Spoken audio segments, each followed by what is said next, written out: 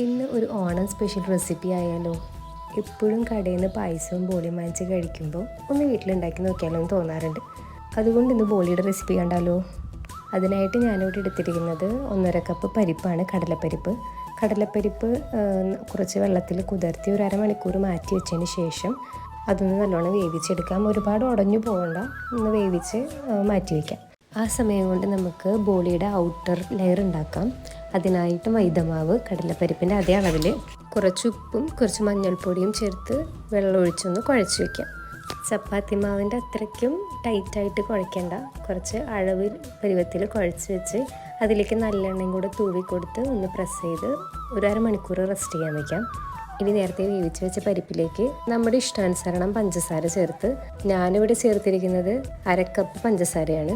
അതിലേക്ക് ജാതിക്ക കുരു പൊടിച്ചതും ഏലക്കായ പൊടിച്ചതും ഒരു 1/4 ടീസ്പൂണോളം ചേർത്ത് കൊടുക്കാം. ഇനി നേരത്തെ നമ്മൾ കുഴച്ച് വെച്ചിരുന്ന മൈദമാവ് പരത്തി അതിലേക്ക് കടലപ്പരിപ്പിൻ്റെ ബോളും കൂടെ ആഡ് ചെയ്ത് ഒരുമിച്ച് പരത്തി ചുട്ടെടുക്കാം. അങ്ങനെ നമ്മുടെ ബോളി റെഡിയായി. പാലട പായസം ബോളിയാണ് കോമ്പിനേഷൻ. അപ്പോൾ അങ്ങനെ നമുക്ക് ട്രൈ ആക്കാം. ഇനിയും കൂടുതൽ റെസിപ്പീസ് അറിയാനായി do subscribe my channel and thank you.